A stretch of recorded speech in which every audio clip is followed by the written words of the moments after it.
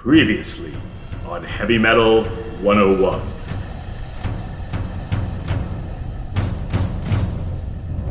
John! What the hell are we gonna do, man? Eric, calm the fuck down! Why, God? Why? You fools! You understand nothing, but you will. Oh, yes, you will.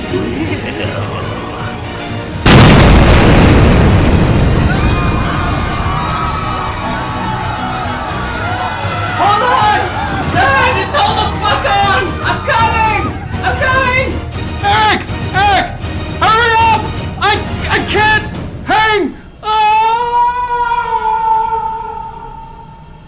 And now, Heavy Metal 101 presents A Brief History of Glam Metal, Part 2!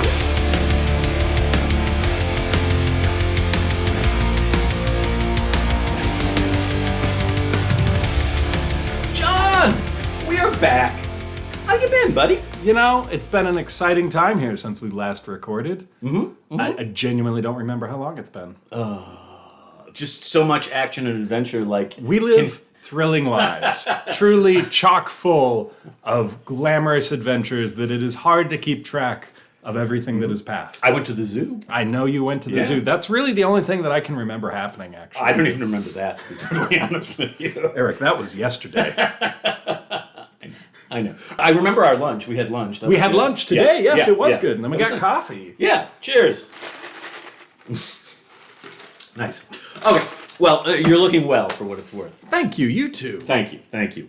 So the preliminaries are now over. In part one, we met some of glam metal's foundational musical and visual influences, and we discussed some of the most important of its many founding mothers and fathers, including, most particularly, Kiss and Van Halen.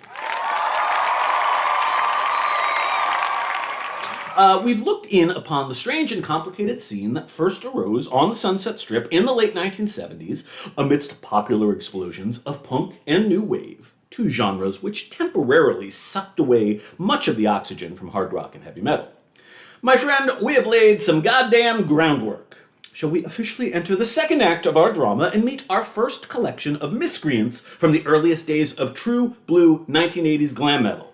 Sure. You excited? Let's do it. You're enthused. This is me, You're feeling the feelings. being positive.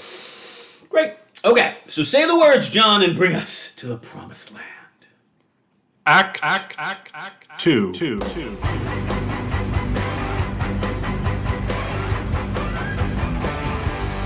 John, when I say the words glam metal, what is the first band you think of?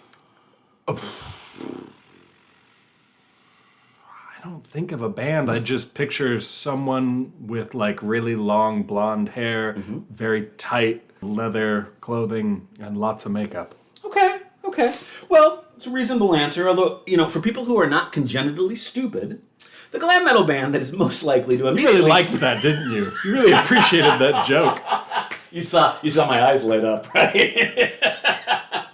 It's pretty good, right? Fuck you. Fair. Well, the band that is most likely to immediately spring to many people's minds when I say the words glam metal are Mötley Crüe. Girls! John, take a look at those words on the screen and tell Yes. us all something interesting about the name Mötley Crüe. It contains two umlauts. Umlauts, yes. 2 dots over the O of Motley and 2 dots over the U of Crüe. Right. Also well, very misspelled. Yeah, also worth noting, not spelled correctly. Indeed, like all good metal bands, Mötley Crüe include both unnecessary umlauts and misspellings. Is that the qualification for good metal bands? That's literally the only qualification. Wow, so I think yes. we can actually limit this list to a very, very small number of bands. Yeah, good bands. So, John, I assume you're probably wondering how they came up with this magnificent moniker, right? Yes, please tell me the history of this great name. Seems like something you would care deeply about. I do. The first important thing you need to know is the original band name that was kicked around was, God help us, Christmas. Christmas? Christmas. What do you think about Christmas as the moniker for this hard-rockin' group of bad boys? No umlauts, as far as I'm aware. Correct spelling, even. That would have been an interesting choice. I think they could have gotten a lot of first-time plays from confused people. Yeah. But I don't know how much sustainability that name would have had for them. Right. Okay. Yeah, I don't think it's an ideal name, personally. Frankly, there's no amount of umlauts, I think, that could have saved that particular name. Legend has it, the name Mötley Crüe originated in a memory guitarist Mick Mars had of someone having had referred to a prior band of his as, quote, a motley-looking crew. Perfectly reasonable expression. Makes sense. The umlaut idea, apparently, was courtesy of singer Vince Neil, who was inspired by a bottle of Lowenbrau beer, which happens to have umlauts over the O and the A. But why did they misspell crew, you ask? Well, who the fuck knows? Bands just do shit like that sometimes. Apparently, Mick Mars... you don't have an answer? Well, I mean, I have an anecdote, which is that when Mick Mars wrote this down as ooh, this is a possible band name, he spelled it Mottleyycru. So, I mean, I think we got off pretty easy when all is said and done. I mean, look, I have no legs to stand on here. I am notoriously a bad speller. But you feel like a band has at least one person who would do a spell check. I mean, I think they're just dumb. Well, then let's dive into the music of these dumb fucks. Beautiful, dumb motherfuckers. With that in mind, what are your thoughts on Mötley Crüe? What are you bringing to this booze, cocaine, and stripper-encrusted table? I think you made me listen to 3 of their songs? 3 of their songs, Three of their songs. Yeah. And my general reaction to all 3 was, were it not for the singing, this is a song that I could tolerate. The musical content was not offensive. The lyrics were maybe not my style, but not annoying enough to make me hate them.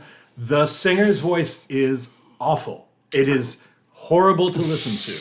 I think it's probably fair to acknowledge, and this is not a common thing for me to acknowledge, that you and I are on the same page here. Let's go. I don't know if you're finally getting on my level, or if I'm getting in the muck. Let's go. I'm digging down. I'm coating myself with the muck. Vince Neil.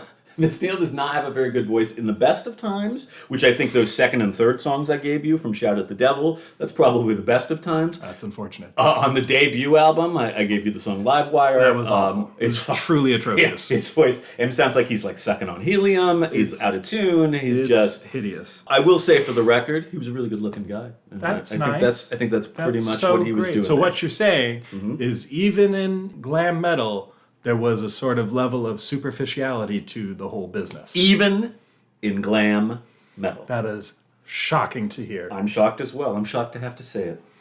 Here's the thing. Context. If Van Halen are the father figures of glam metal, and I think they are, Mötley Crüe are the prodigal sons. So I think we should probably learn us a thing or two about Mötley Crüe. We're just going to talk a little bit, just a little tiny bit, in a friendly, amiable, informal manner about the formative history of this here rather important cornerstone of the glam metal movement of the early 1980s. Is that okay? Let's speed it up. I'm interested to hear why these people are relevant. Ooh, okay. Well, let me see if I can convince you. Spoiler alert, I doubt that I can. Maybe some of our listeners will be swayed. Maybe so. We begin our tale with one Frank Carlton Serafino Farana Jr. That is a name. It is a beautiful name. He was born in San Jose, California in 1958. Genre fans will be vastly more familiar with his stage name, Nicky Six. That's Sixx, of course. John, are you familiar with the esteemed Mr. Six? Can't say that I am. Wow. Well, he is a founding member, the principal songwriter, and the bass player for our good pals at Mötley Crüe, Inc. Six was just 17 years old when he originally relocated to glitzy Los Angeles. He worked an assortment of dull, menial jobs while auditioning for bands and trying to find fame and fortune as a rock star. I feel like you can relate to that. Absolutely. That's very similar to my life story. Indeed. His pre-Crüe musical career included some time in the band Sister, which was led by future W.A.S.P singer Blackie Lawless, and eventually the aforementioned London. Do you remember London from part 1? I do. They were the little band that never quite could. Eventually, a teenager from the burbs, then named Tommy Bass, who was the drummer for yet another Sunset Strip band, Sweet 19, had the opportunity to see London perform live, and he just went absolutely gaga over them. Bass, who was born in Athens, Greece, to an American father and Greek mother in 1962, would eventually famously change his name to Tommy Lee. And in 1981, he would jump at the chance to join a now post-London Nicky Six in the founding of a new band that would eventually become Mötley Crüe. Are you familiar with Tommy Lee? Yeah. He had the famously large penis and porn film and stuff? Yeah. Yep. Yeah, okay. See? We have something in common. Internet porn. Let's keep going. All right. We've got a bassist and a drummer. What kind of band is that? Okay, now look, as everyone surely knows, next to join up was guitarist Mick Mars. And John, I'm assuming that information is old hat to you, right? I mean, literally, can you get a diploma without knowing that? No, I don't think you can, in any discipline. That's correct. Yeah. So, Mars was born Robert Allen Deal. He had famously placed an ad in a local paper describing himself as, quote, a loud, rude, and aggressive guitar player who was looking for a band. Also, as everyone knows, Mars was quite literally 278 years older than all of the other members of Mötley Crüe put together. John, were you aware of that fact? Again, you cannot get a degree without knowing this. Indeed. Now, obviously, I'm exaggerating, though Mars had already been banging his head fruitlessly against the Los Angeles scene for about a decade by the time he joined up with Mötley Crüe. Aside from genuinely being about a decade older than his bandmates, Mars also suffered from a chronic illness, ankylosing spondylitis. It's a debilitating spinal arthritis. Not a good thing. Somehow, he made things work, but the result of all this is that Mick Mars has never vibed as a young and sexy glam fellow in the same way the rest of the band all managed. He kind of always has sort of a creepy goth uncle thing going on. I'd say that was kind of his vibe. But I digress. Speaking of young, sexy glam fellows, last but not least to join was Hollywood native Vince Neil, our personal favorite member of the band. He was born Vince Neil Wharton in 1961, and he would join up as the obligatory handsome, blonde-tressed frontman. This despite the fact that, as you and I have already discussed, his voice was, how shall we put it, fucking terrible? Truly. Yeah. Truly and deeply. Yeah. Okay, John, it is picture time. Oh boy. Yes, it's everybody's favorite Everyone's time. favorite segment on the oral medium. I keep getting letters and emails and stuff about how, can you guys look at more pictures on the podcast? And You could spend more time sitting in silence staring at the pictures. That would be great. Okay, actually, taking that note, I've got two pictures. Oh, let's go. What I want you to examine here is the glam quotient of the two pictures. See, the first is from the very earliest days of Mötley Crüe in 1981, when glam metal as we know it was just getting going. The second photo is from the year 1983. This is the time that glam metal really begins its sort of international explosion, an era that Mötley Crüe particularly helped to usher in. What do you think about these nice young fellows, and what do you think about the relative glamminess on display in these two different images? All right, so image one, the hair on all four people is teased to hell. Very teased, big. Just giant. We got some big, I don't think they're technically aviators, but aviator-esque sunglasses. That's Mick Mars, who's hiding his agedness, I suspect. Yeah, I mean, tight clothing, but not terribly revealing clothing. Leather jackets. Yeah, it's kind of tough guy clothing. Yeah, it sort of gives a wannabe biker gang. Yeah, I mean, to me, they look a little bit like the Ramones, actually, is kind of the impression I get. I think if you said that to a Ramone, they would beat the shit out of you. Whereas I'm not remotely threatened by these individuals in any way whatsoever. Okay, that's fair. Second photo, hair still pretty big, though not all teased. Some of it almost like a feathered sort of it's look. a different look. I think it's more aesthetic. refined. I think somebody's styling their hair at this point. That's fair. I don't quite know how to describe this clothing. It is Post-apocalyptic?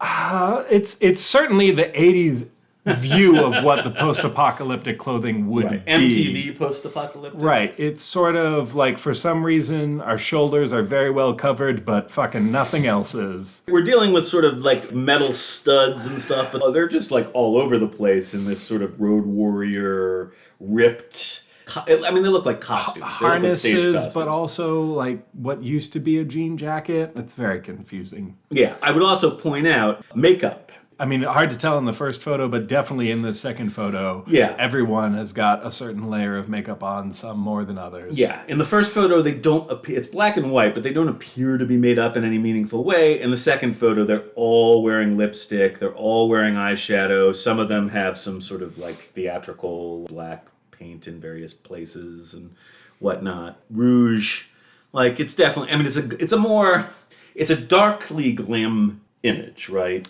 Sure. Yeah, yeah. I will also point out that Vince Neil has an inverted pentagram on his headband. A, he's wearing a headband, but B, so I mean, I guess what I'm trying to say is it's glam, but it's also conveying a certain kind of sinister side of glam. It's not just pure flirtatious sexiness. They're bad boys. They're going for a bad boy glam look. Is that fair? I will accept your analysis. Okay, thank you. I almost have a PhD, so my analysis is almost valuable. So, as we said, a lot of hair and dark leather on display in both images. I'd say that 1983 look, it's just considerably more theatrical. It's considerably more elaborate. That's fair. Yeah. Mötley Crüe recorded what became their debut album, Too Fast for Love, independently over the course of just a few days in October of 1981 at Hit City West in Los Angeles. Their recording budget was approximately $3,000. Just 900 copies of the album were originally released by the band's then manager, Alan Kaufman, via his own label, Leather Records, that's leather with a U and an umlaut, on November 10th, 1981. And it was on that day, my friend, that sweet baby glam metal was born. Let's listen to some music. Are you ready to listen to some music? Don't make me listen to him saying... Yay! Okay, now, it's important to note, Mötley Crüe would soon be signed to a major label deal with Elektra Records in early 1982, and that Elektra would go on to remix, trim, and alter the track order of Too Fast for Love for an August 20th, 1982 major label re-release. Although for some insane reason, Mötley Crüe has never officially re-released the original Leather Records version, I actually really strongly recommend searching it out via YouTube. Too Fast for Love's best feature is its scruffy, somewhat punky sensibilities, and this is even clearer in the earlier and rawer mix. For those true blue glam metal connoisseurs out there, I'm actually going to include links to both versions of the surprisingly shit-kicking opening track, Livewire, in our episode notes. So pause the podcast and check out one, the other, or both. Frankly, either way, this song really is Mötley Crüe at their very best. John, you better turn me loose, better set me free, 'cause I'm hot, young, running free.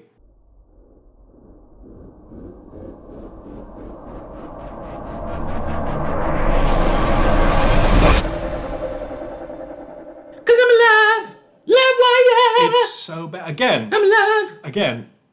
Anyone else on the planet singing that song probably would have liked it. Yeah. Him, fucking terrible.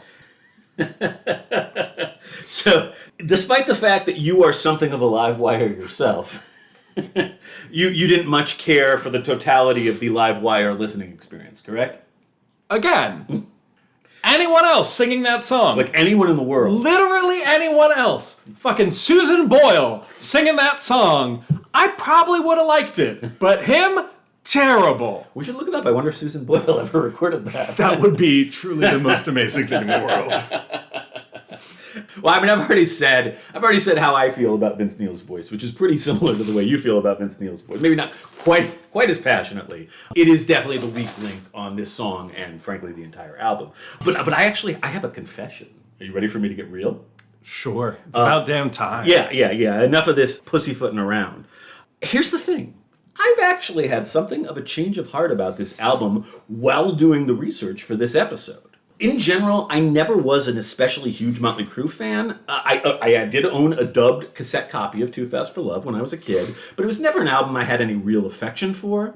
Revisiting it over the years as an adult, my earlier impressions were that it was pretty unpolished, it was pretty amateurish, the songwriting is quirky and kind of dumb. However, listening via the specific lens of considering these earliest rough and tumble days of glam metal on the Sunset Strip, I've actually come to view some of the very qualities I previously disliked about this album as its strengths. There's a direct artistic line here between the glam rock / punk fusion of the New York Dolls and this clumsy, unruly, and gritty early draft of the Mötley Crüe sound. I am definitely not prepared to call this a great album, but I will say that other than Shout at the Devil, I do now think that this is Mötley Crüe's best and most interesting music making. You know, damn it, John, I like it. I do. Do you hate me? I don't hate you, I just sort of feel bad for you. I've come around. I feel as though you have put yourself in some sort of a Stockhausen syndrome situation where... You think Stockholm syndrome? I am, yes, sorry. Wrong one, totally wrong one. I love the idea of the Stockhausen syndrome. Well, it's the same thing for music, right? Right. You have become so immersed in this absolute shit and spend so much time trying to justify its existence that now you think it's good. Like Stockhausen. Like Stockhausen, exactly. I get it. There is no one listening to this podcast who will understand why that's funny to him and I, but that's it is funny for us. It's good. It's good. Yes, indeed. All right, so I mean, the main thing here is that 1981 really was like the Wild West out in glam metal land. There were just not yet any clearly established rules or expectations for what the music should sound like, what the people should look like, any of that. The major label version of Too Fast for Love, released in 1982, it only made it to number 77 on the Billboard charts. I mean, that's not bad, but it's not like a big hit or anything. Glam metal at this point was not quite yet ready for prime time, but Mötley Crüe and others were beginning to attract increasing amounts of attention, and exciting, heavily made up and hairsprayed things were most definitely on the horizon. Act 3, the grand finale. Pew! Pew! That's our fireworks. That's it. Good. All right, John, are you ready for a glam metal apotheosis? Let's do it. All right, this is the serious business. Our grand finale. Not only are we going to use this time to explore Mötley Crüe at their absolute artistic peak, but we also need to meet 5 other glam metal heavy hitters who emerged during the early 80s heyday of the Sunset Strip scene. John, do you have the stamina? I feel like I should take a bathroom break. You want to take a potty break? John gotta make wee-wee. Jesus, please never say that to anyone ever again. You gotta make? Oh my God, your children are going to need so much therapy. Oh yeah, that's definitely true. All right. I mean, I suggest hydrating, maybe stretching. This is all going to get very hot and very heavy, but don't worry. I'm going to try my level best to keep our discussions of each of these significant players in the evolution of glam metal from local Hollywood oddity to international sensation, all relatively short and sweet. We're going to start our epic grand finale by rockin' with Dokken. Oh boy. Yeah! You see, technically, there was one other seminal-ish glam metal debut that was released way back in 1981. Sort of. John, I'm just spitballing here, but I'm guessing that you don't know shit about Dokken, no? I think I've listened to one of their songs. Yeah. That's what you know about them? Yes. What one of their songs sounds like? Yes. Good. Well, let's see if we can't change that. All right. Way back in Act 1, which now seems like about 100 years ago. Yes, now it does. Yes, at very least. You introduced us to the man himself, Los Angeles native Donald Maynard Dokken. You even pronounced his name correctly, which I think impressed us both, if I recall. We were both surprised. Yes. Yeah, Don Dokken was indeed an early player on the scene via his band Airborne. Dokken eventually lost the rights to that name, and so began to tour and record starting in 1979 under his surname, Dokken, which indeed rhymes with rockin'. So that's cool, right? Sure. Yeah. It's convenient for him. I know. It's convenient for all of us. Rockin' with Dokken. Oddly enough, the next phase of our story begins in Germany. Yeah, where a weird proto-Dokken lineup was touring at the very end of the 1970s and came across future glam metal producer extraordinaire Michael Wagner. By 1981, Dokken was working in Germany recording demos and managed to secure a record deal with a French label, Carrera Records. So to be clear here, we have just our standard Sunset Strip glam metal success story involving artists working in Germany and recording for the French. It's just what you expected, right? Absolutely. The really important thing is that by this time, Don was working with the man who would become his most hated enemy and most significant artistic partner in crime, guitar virtuoso extraordinaire George Lynch. In my estimation, the thing that made Dokken both succeed and ultimately fail was the incredible dynamic tension between Dokken and Lynch, two men who seemed literally to just loathe each other from the get-go. Also playing with Don at this time were future Ratt bassist Juan Crucier, and another figure who would stick around for Dokken's classic lineup, drummer Wild Mick Brown.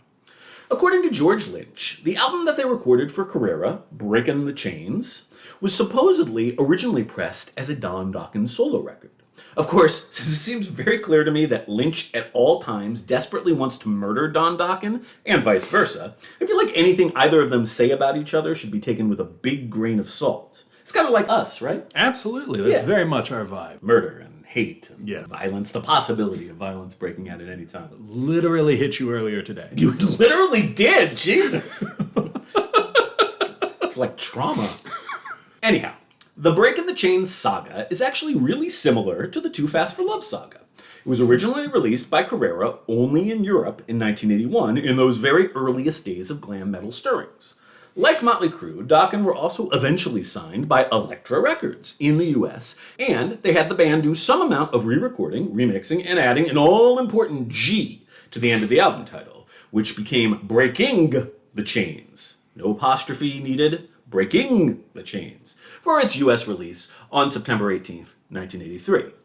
John, I included the title track of Dokken's debut on the delightful early glam metal playlist I made for you. Are you now, like me, a huge Dokken fan? It was fine. It's a good song. Yeah. Don Dokken's got a nice voice. I mean, his voice is a little helium-y on that first album too, but he's got a nice voice. I had heard this song before. Oh, you had heard this Yes, song? Oh, this okay. was one that I had heard before.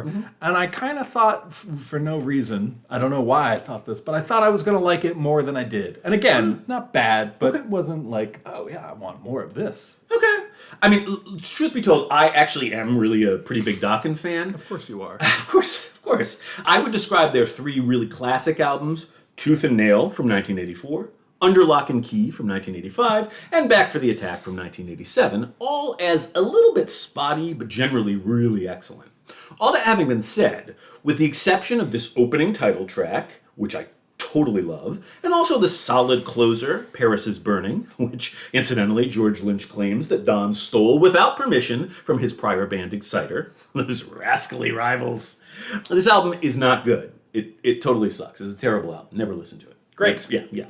I promise you that I won't. I believe you. I don't believe you all the time, but this is when I'm going to take you at your word. It also didn't actually sell very well for Elektra, and Dokken was very nearly dropped from the label. The fantastic follow-up, Tooth and Nail, found Crucier replaced by the final piece of the classic lineup, bassist Jeff Pilson.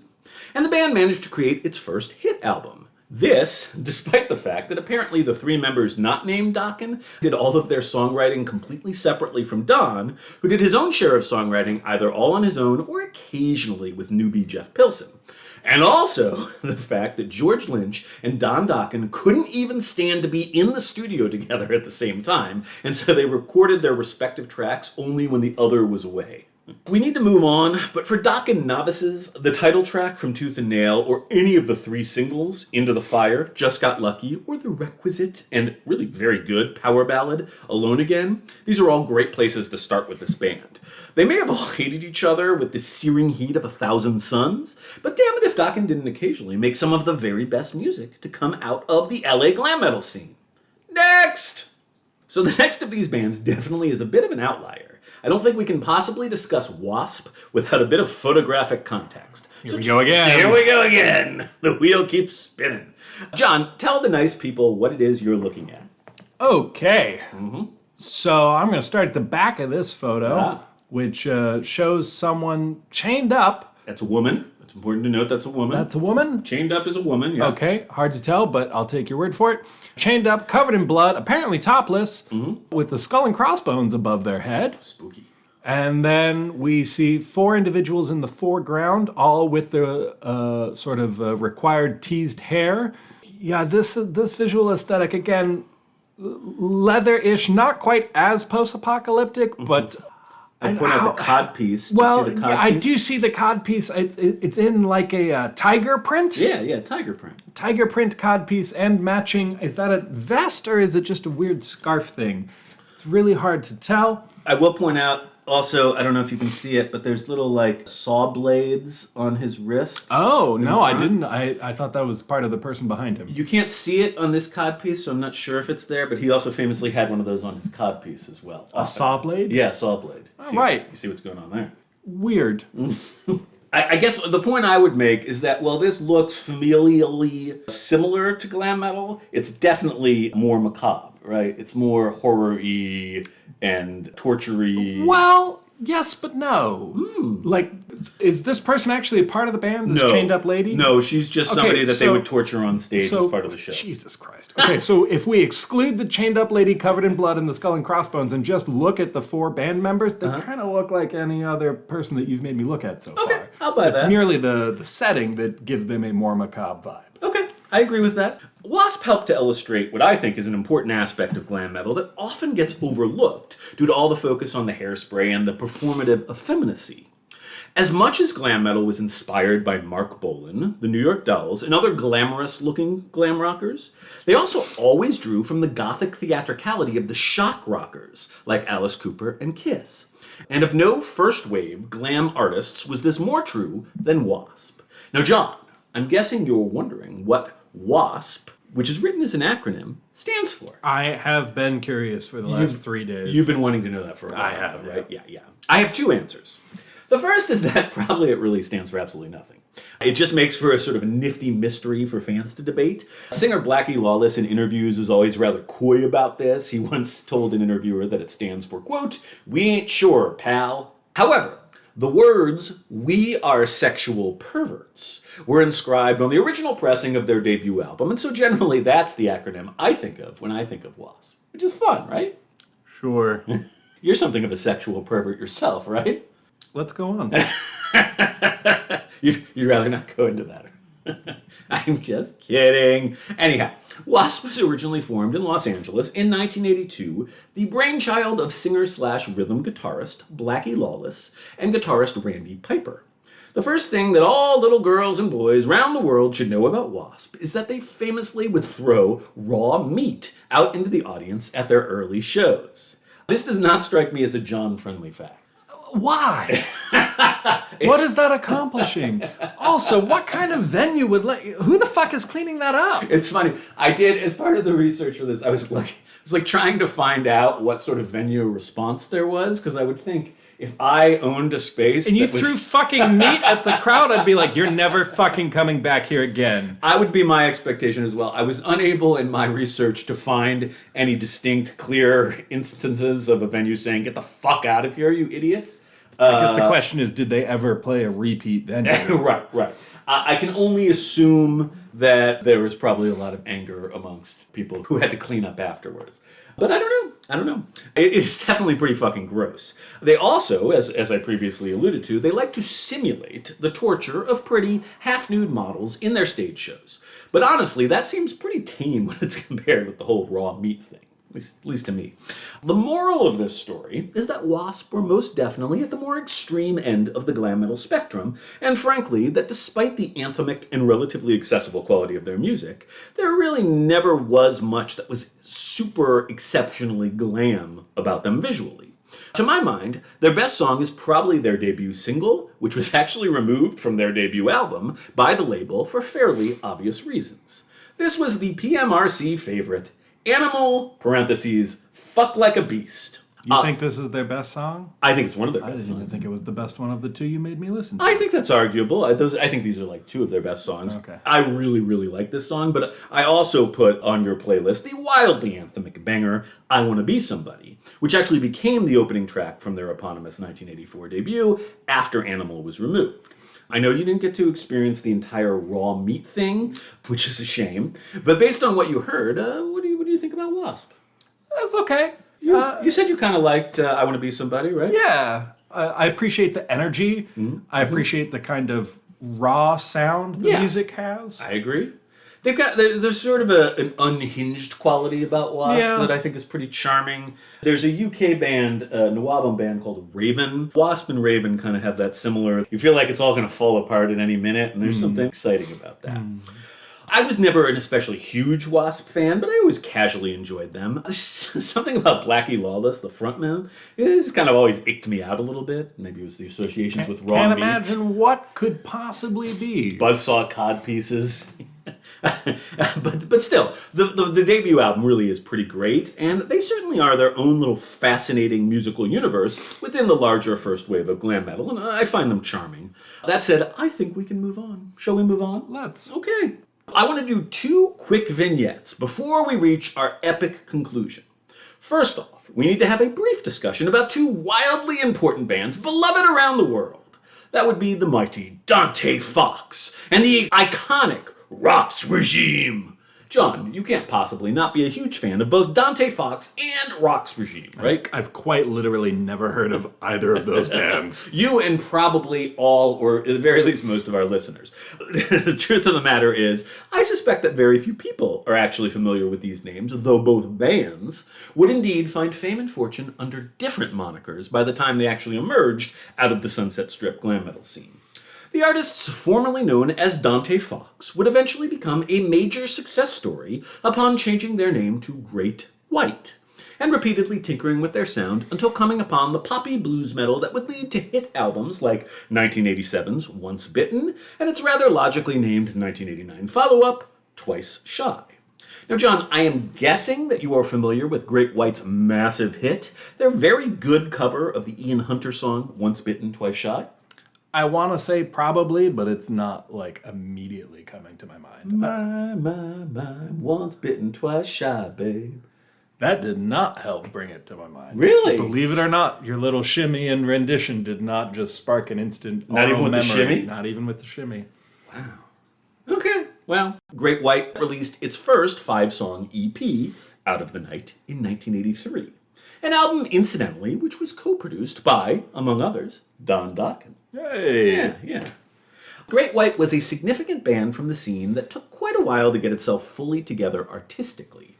Meanwhile, the band that started off as Roxx Regime, that's ROXX, of course, they were founded in Orange County, California in 1983. They would sign to the label Enigma that same year and change their name to Stryper. Ah. John, the time is here at last. We get to talk about Stryper. What do you know about Stryper? I know 2 things about Stryper. I'm going to say 3 things.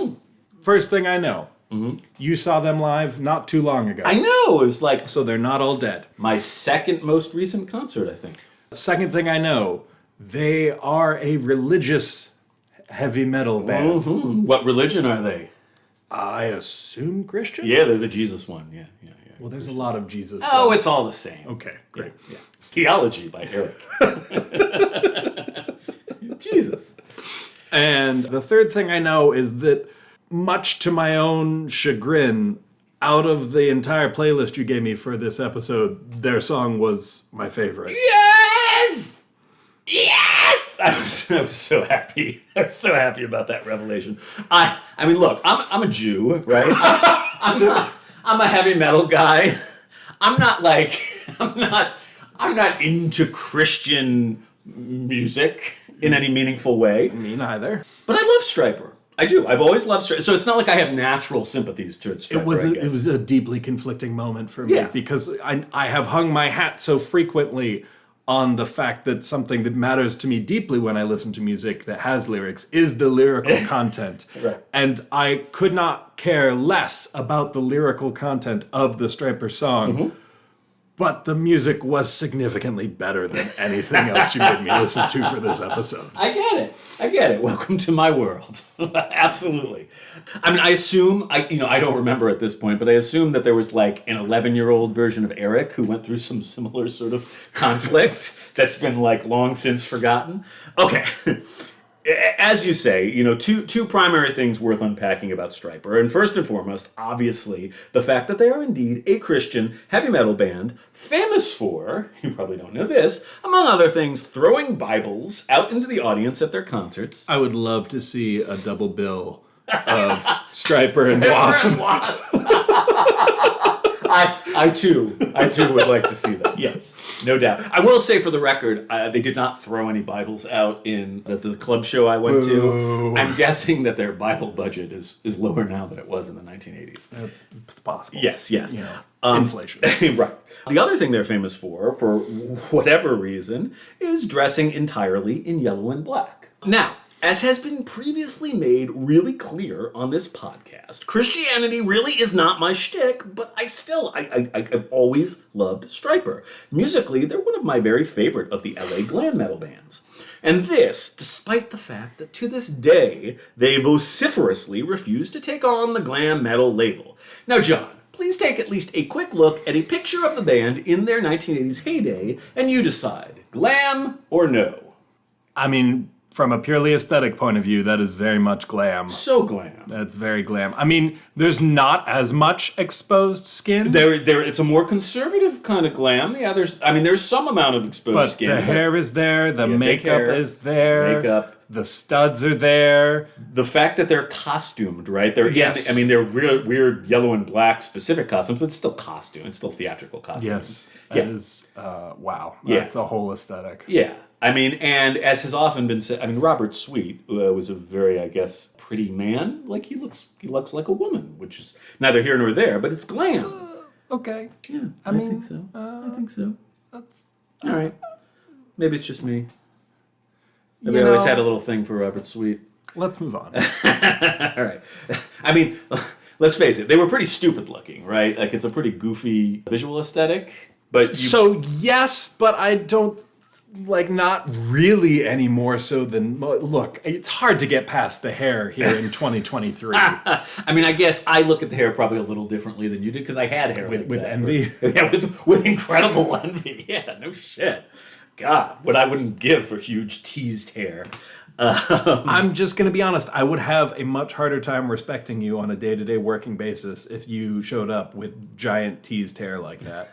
All right. I'm going to have to think about that. It would just, I would be concerned about what era you were trying to relive. I'm not. I try not to live my life in the your past through my hair, because then I'd be dead. And that would be sad. All right. Well, I have mixed emotions about the visual image of Stryper. I find them, as glam metal bands go, kind of visually a little nerdy. The other problem with Stryper I have that you are not familiar with is that they just have an unfortunate propensity for just insanely shitty, just sappy ballads. I have no problem with the heavy metal slow, the power ballad or anything. Their ballads sound like Christian rock ballad. They're just very, when I saw them live, that's when I'd go and get a beer or go pee or whatever. It's whenever they switch to slow. I just do not like their slow songs. But otherwise, Stryper actually were and are an extremely talented band. They're capable of making genuinely kick-ass and occasionally surprisingly heavy music. They've actually gotten quite heavy in the 21st century. They've been making their heaviest music these days. Their music often veers more into what I would call traditional metal territory musically than the popular glam metal side of things. The core of Stryper is the Sweet Brothers. That's not a stage name. That would be drummer Robert and singer/guitarist Michael. The band also includes bassist/keyboardist Tim Gaines and guitarist Oz Fox. Their debut EP, The Yellow and Black Attack, it's not dorky. There's some dorky You know what? stuff. At least they've been committed to the bit. They really all along. Yes, and to this day, although it's much more subdued, they still do wear yellow and black. It's much more modern aesthetic. Yellow and Black Attack was released on July 21st, 1984, and, if I'm to be totally honest, is not especially good, even if all the elements of their signature sound were basically already in place. The quality of their work and the band's national profile really came into focus starting with their first full-length, 1985's excellent Soldiers Under Command, which went gold. I included the title track on your playlist. I think that song's fucking incredible, and I think you enjoyed it as well. I did. Yeah, it's a good song. It's a good song. Again, the content We're did gonna not talk. particularly resonate with me. We're gonna get inside that content real great. quick. Okay, now I'm not a big lyric guy, but occasionally I like us to share the lyrics, and I couldn't pass up this opportunity, if only because they are so damned different. You see what I did there? Mm-hmm. Damned. Mm-hmm. So let's have us a recitation, courtesy of John, of the first verse and chorus lyric, so we can all get a sense of this music that John thoroughly... I don't feel good about this. I don't like... I'm really pushing my luck here. I don't like having to do this. Look, you can put a caveat that these words do not necessarily reflect the editorial opinion of the podcast, but nevertheless, this is the text. Yes. We are the soldiers under God's command. We hold his two-edged sword within our hands. We are not ashamed to stand up for what's right. We win without sin. It's not by our might. And we're fighting all the sin. And the good book, it says we'll win. Soldiers! Soldiers under command. Soldiers. Fighting the Lord's battle plan. God, I love that I have a recording of you reading that. It's just so here's the thing. If we set aside the religious nature of the text, it is bad writing. No, it's not. I mean, they were young, it's not great lyrics. It's not good lyrical content. It's not.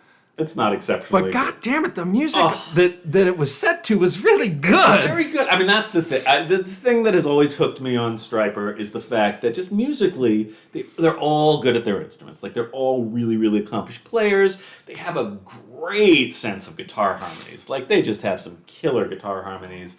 And I think Michael Sweet's voice is, he has a very distinctive voice. I love it. He's got a really good voice, just technically. He can do a lot with it. I wasn't sure how you would feel about his voice. What were how'd you feel about the vocals? They were okay. I mean, they were, it was Mötley Crüe. Yeah, I mean, he's a much better singer than Vince Neil. Yeah, I mean, he's got it's a kind of churchy, like there's a little bit of that in it, but at the same time, he's just good at it, and he's got a great scream, like when he uses it. It was very much I could see in listening particularly to the screams. I remember thinking to myself, "Oh, this is why Eric likes this music. That's your aesthetic." I used to have, when I was a kid, one of my early heavy metal bands, and me and the drummer would always listen to Stryper, and I was the Michael Sweet guy, and he was the Robert Sweet guy, and we just always geeked out over Stryper. It was a thing. I mean, look, despite all my gooey proclamations of affection, I too don't love Stryper's lyrics. Not only are they gaudy, which is gaudy, but also, as you said... Hold on, did you write that down? No, I didn't. That was off the cuff. Yeah. Thank Okay. you. Yeah, I can occasionally the neurons fire in real time. Not often, but sometimes. But also, as you said, they're kind of clunky. I mean, they're not great. Yeah, they're not great lyrics. But as we know, I'm just not really a lyrics guy. I just really like everything else about Stryper. I always have. Look, their true superstar turn is still one album in the future at this point. That would be the release of their masterpiece and biggest hit, 1986's platinum-selling To Hell with the Devil.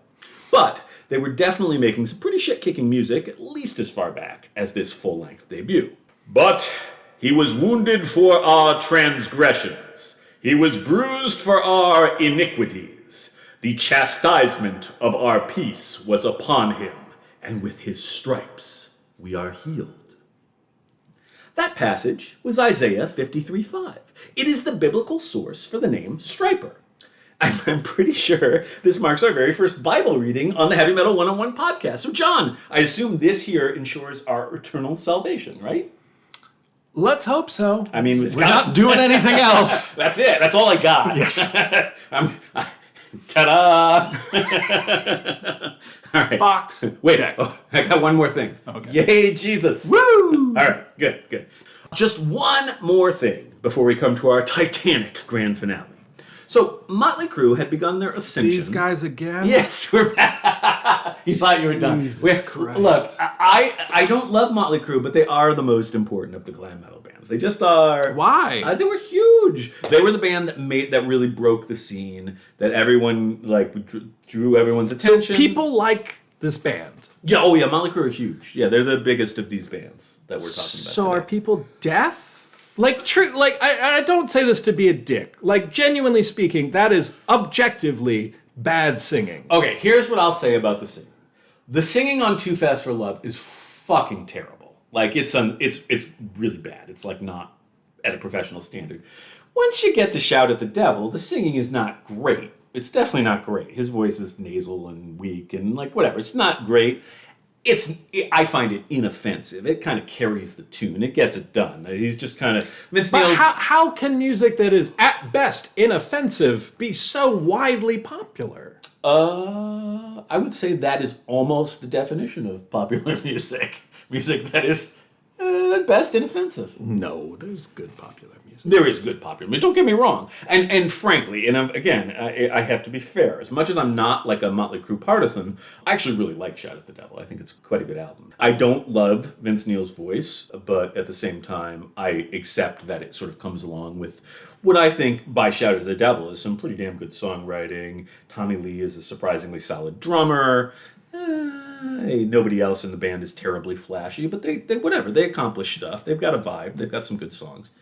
And people ate it up hand over fist. Yeah, they were a very, very popular band. Well, as we'll talk about with the success of Shout at the Devil. You know, Too Fast for Love just kind of begins the process. Doesn't make huge waves, but it gets them signed to a major label. It's Shout at the Devil, their sophomore album, that truly begins the process of turning them into superstars and, more broadly, and more important to us, both nationally and internationally breaks the LA glam metal scene. It helps to get this vast glut of bands that we're discussing, among others, signed.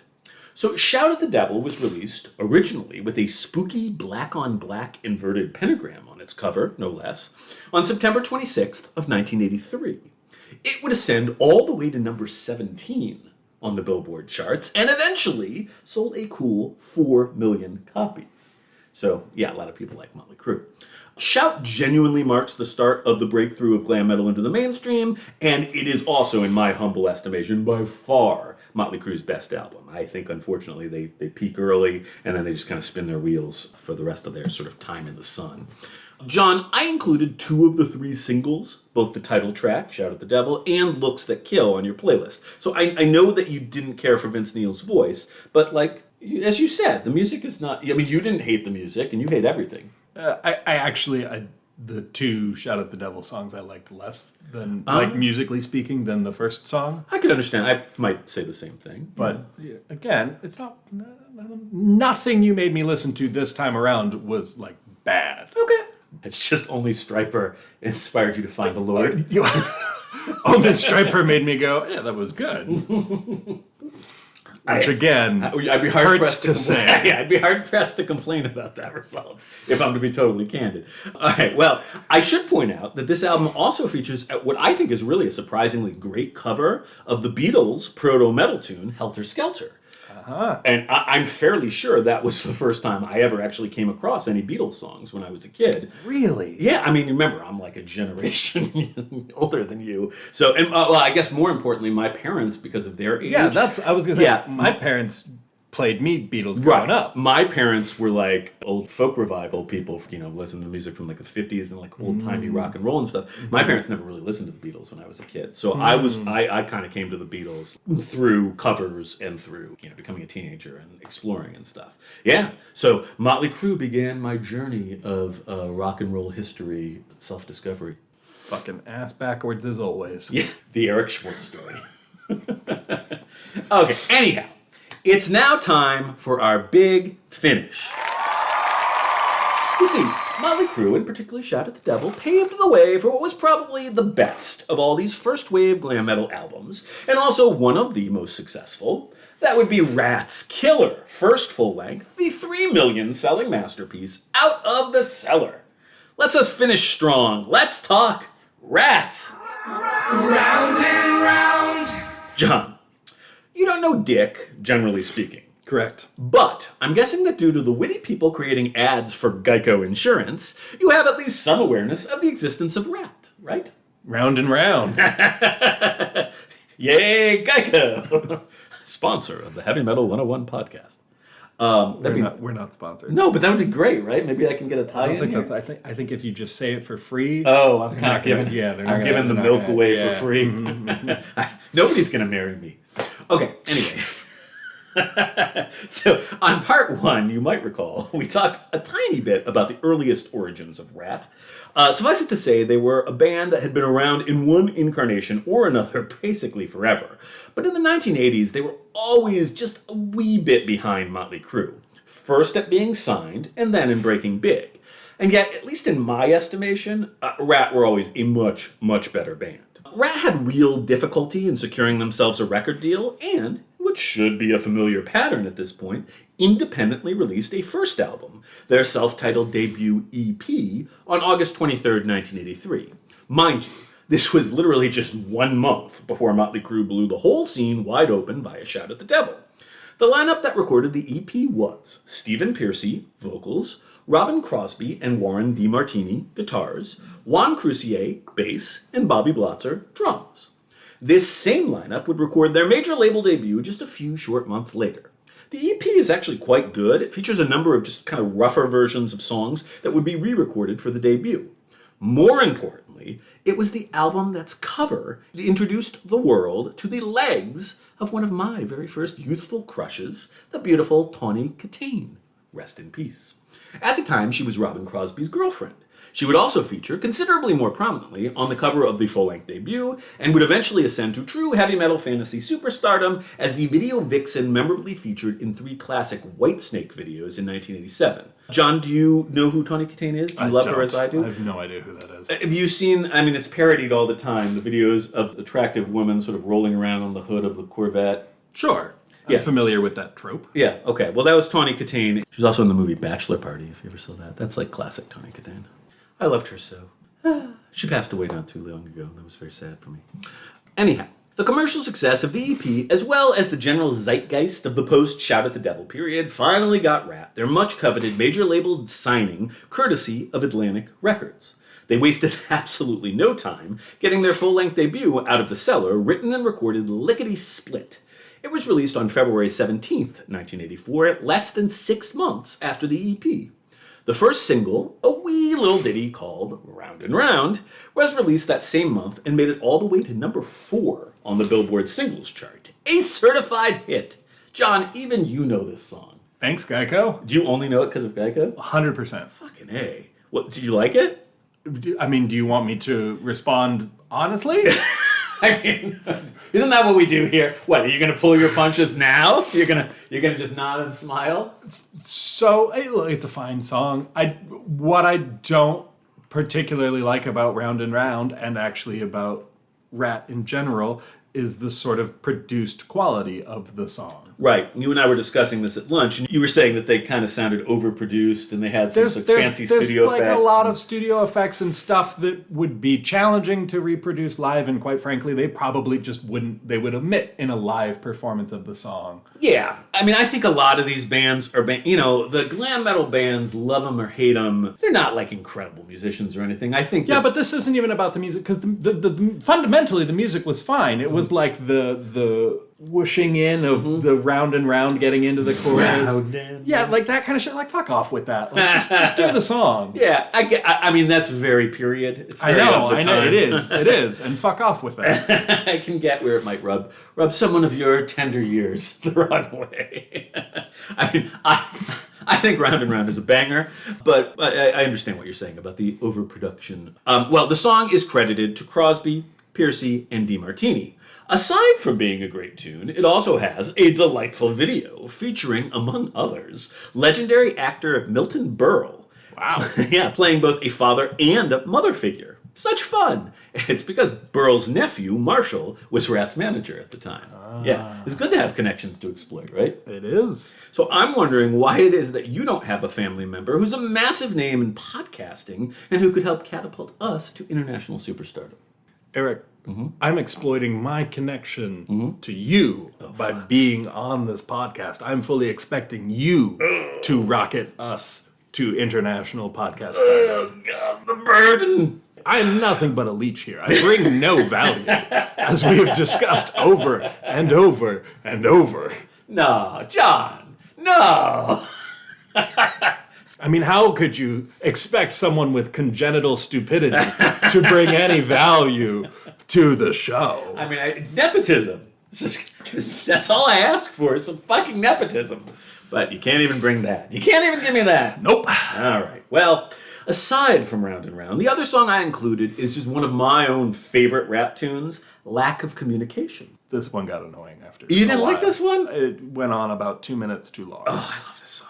Well, I assume that most of our listeners are familiar with Round and Round at this point, so it's Lack of Communication that's the song that I'm going to include as our final assigned listening of the day. Whoops. Despite John fucking it up for everybody. Look, Listen to the first 2 minutes, then you can fast forward. I mean, and here's the thing. If you haven't heard Round and Round, just go listen to that song. It's an important... Google the Geico commercial. Google the guy. They play like 10 seconds of the song. You get the gist. All right, it's time to hit pause, click on the link in the show notes, and transport yourself back to the year 1984 via one of the groovier musical masterpieces to emerge from the Sunset Strip. Let's all check us out some premium grade Ratt.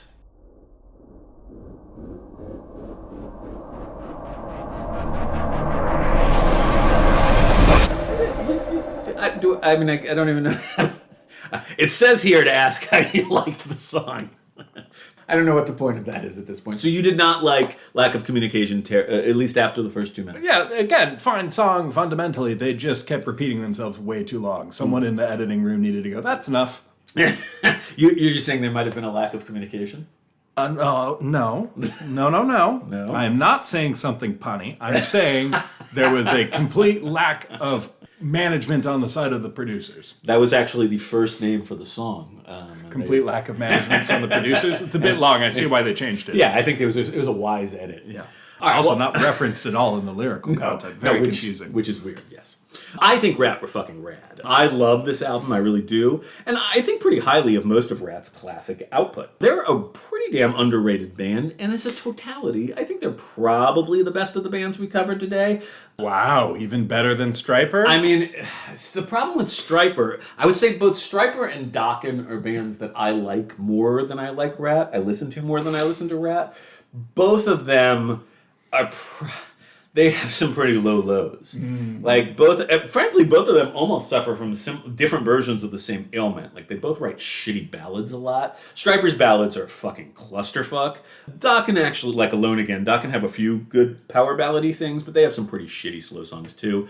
Ratt don't have any real low lows. All right. You know, they have some perfunctory songs, but they also have a lot of kick-ass songs. So I don't know. Okay. Well, okay. So I mean, I think I know the answer to this. What is your favorite of the bands we covered today? I mean, based purely on the songs that I listen to, which is far from a complete catalog on any of these bands, Caveats. I have to say Stryper. I'm going to definitely use that as my ringtone. That's it. That's my ringtone. It's a long ringtone. It's going to be so good. Well, you've now spent a fairly decent amount of time immersed in the history and music of this particularly wacky little sub-niche of heavy metal. At this point, what are your thoughts and feelings about my beloved glam metal overall? I think categorizing it as a sub-niche is fair. Some of the bands that we listened to did have what felt like an aural and musical connection to the aesthetic of heavy metal. Some of them just kind of felt like rock and roll to me. Okay. And so I can see why this is divisive amongst the people who listen to this podcast and have very strong opinions about this completely perfunctory subject. But Aren't all our subjects completely perfunctory? yes, that's what I meant. The podcast. Oh, And our listening in general. our All raison of this- d'etre is perfunctory. But, I think it is important to acknowledge what has happened historically, and this is a part of musical history. And now we can all move on. Well, Right? Eric? I have some news for you, John. We can all move on, right? We're done with this. You know, I felt like you were being really positive there, and I was like, great, he's going to be so pleased to hear about this. But alas, okay, here's the thing. At this point, we've only just begun our explorations of glam metal. This opening two-part salvo, it's just the beginning. We've covered proto-glam metal, and we've covered first-wave repertoire released between 1981 Why are and there 1985. so many words? It's just fucking music. God damn it, you doctoral historical nerds. Well, the upshot of all this is we've just scratched the surface. We've got a few more things to attend to. Like before. what? Well, I'm not gonna spoil it. We'll just have to wait and see. However, since we've been discussing glam metal for about 72 consecutive hours with no food, drink, or sleep, I do think that the continuing history of the ascension of glam metal in the mid to late 80s, as well as its precipitous decline in the early 90s, is going to need to wait. Something for you to look forward to, though, right? We're going to discuss the decline? Yeah! So we're going to talk about when this music gets bad? I think it's more complicated than getting bad. It definitely gets unpopular. Some of it gets bad. It's going to be a very exciting story. It's just Right. we got a lot of things to talk about. Okay. So you're looking forward to it. You don't look like you're looking forward to it, but I sense that you are in your heart of hearts looking forward to it. All right. Well, do you have any other deeply felt feelies you'd like to share before we wrap things up? No. Your eyes are glazing over. Yep. Okay. Well, I assume that our audience will be clamoring to respond to the treasure trove of information and music we have shared today. So why don't you remind them how they can reach us? If you'd like to respond to the veritable avalanche of glam metal we have examined today, or you just want to say hello, you can reach us via email at heavymetal101podcast@gmail.com, or you can still leave us a voicemail at anchor.fm/heavymetal101podcast. We still eagerly await that first beautiful voicemail. Reach out and touch someone. Reach out and touch John. Don't like that at all. That's a metaphorical touching. It's the good touching. Remember that you can find us on Facebook, Twitter, or on Instagram. Do keep in mind that any assistance getting the word out by sharing episodes via your own social media or a 5-star ranking and or glowing review on your favorite podcast platform are always appreciated. John, shall we adjourn to the makeup mirror and do ourselves up all pretty like 1980s glam metal style for a promotional photo shoot? We're gonna have to find you a wig. Why do you gotta go there, man? Fucker. I don't want to get made up with you. Although I do have multiple wigs at home, just so we're clear. I got one for you as well. Great. All right. Well, we'll see. Anyway, thanks for listening. Until next time, as the great former Sunset Strip mainstay Ricky Rackman used to say, keep one foot in the gutter and one fist in the gold.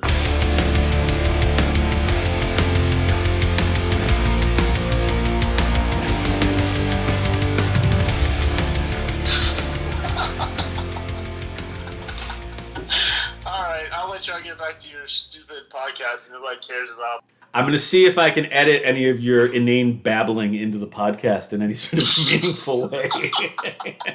Usman, leave us with a good line. Yeah, something pithy and wise. Dun dun dun dun dun dun.